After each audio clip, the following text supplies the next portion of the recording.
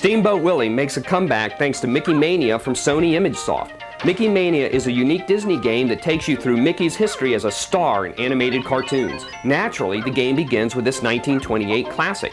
Steamboat Willie was a black and white cartoon, so it's fitting that this level in the game is also black and white.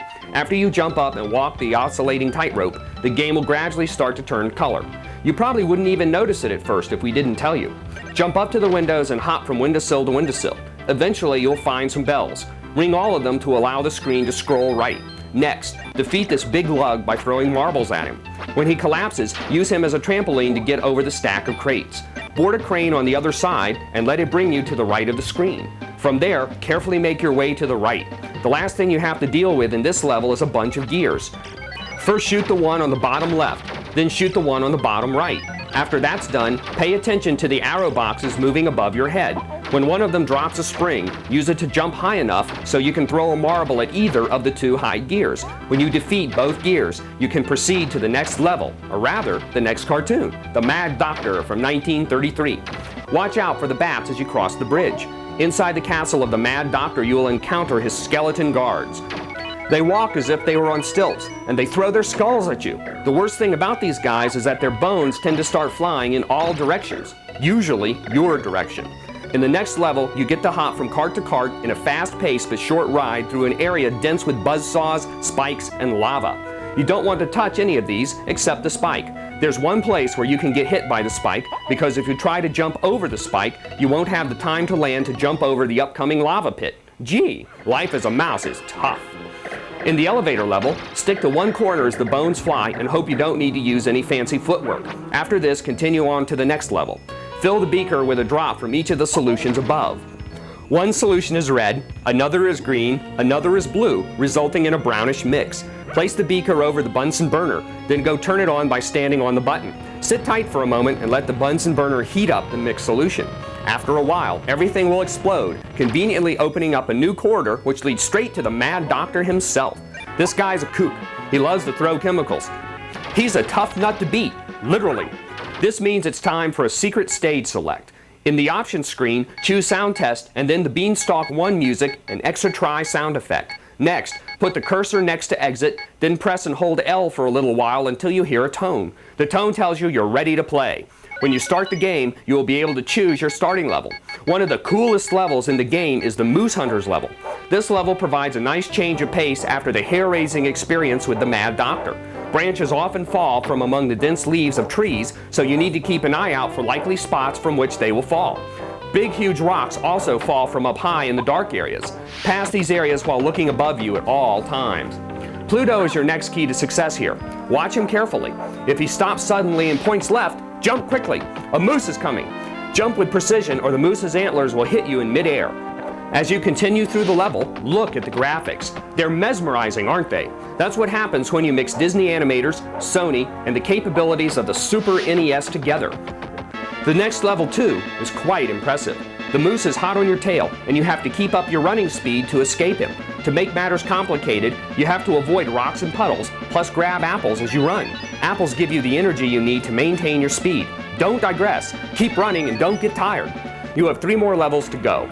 In this one, enter the building and get out of the cold. The only way to get out of this level is down. Drop down the second big hole in the floor to find Pluto on a raft. He'll be glad to take you to the Lonesome Ghosts. The Lonesome Ghosts are hard to catch because they're so fast. The collapsing stairs don't make the situation any easier either. You're just going to have to put up with it and keep dealing with these goofy dudes. Unfortunately, they come back to haunt you by riding speedboats. The basement has flooded, and you must hop from barrel to barrel before the one you're on sinks. The next cartoon you get to play is one everyone has seen, Mickey and the Beanstalk. Surely you remember Mickey's launch from the champagne bottle, and you probably also remember the face of this beetle.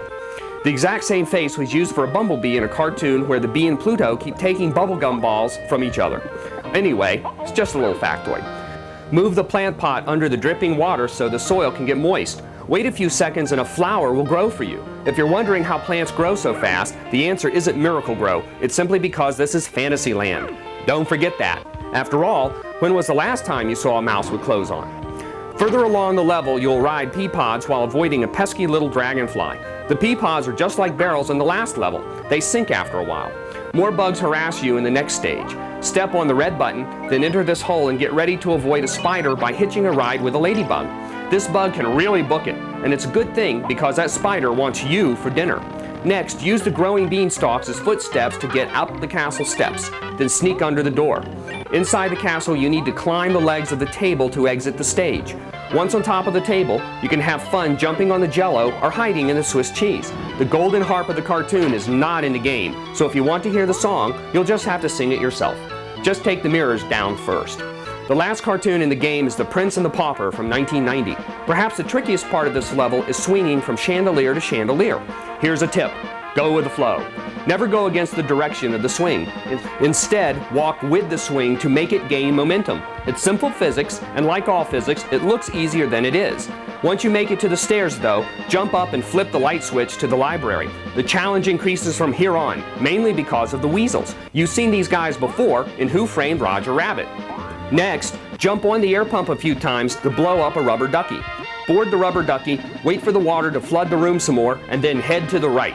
A cool stage is just ahead, the tower. Reminiscent of the old Atari 7800 tower toppler game, this level is a race to the top. Press and hold the jump button throughout this entire level so you can concentrate on controlling Mickey with just the left and right control pad buttons. The next stage is another race to the top. Use the same strategy of holding down the jump button. It's the only way to make it to the top, where some players will find an unpleasant surprise. We won't tell you what it is, so you'll just have to play the game to find out. Boss Pete is very close, and even if you can't make it to him, you can always use the stage select. Pete is a difficult boss, but with our hints, you should be able to win. You start the battle on the left side of the room. Duck your head and wait for Pete to throw a sword. When he does, get ready to run under him, because he will jump in your direction. When you get to the other side, watch out for falling spikes. They usually fall in the same places, so find a safe spot between them and remember it. Next, Pete will jump back to this side again, after which another round of falling spikes will occur. When it's over, Pete will get ready to throw his sword. Sound familiar? Get ready to run under his jump and get back to the left side again. Push the cart full of nails to the right, just enough so it pokes Pete in the rear when he lands on this side of the room again.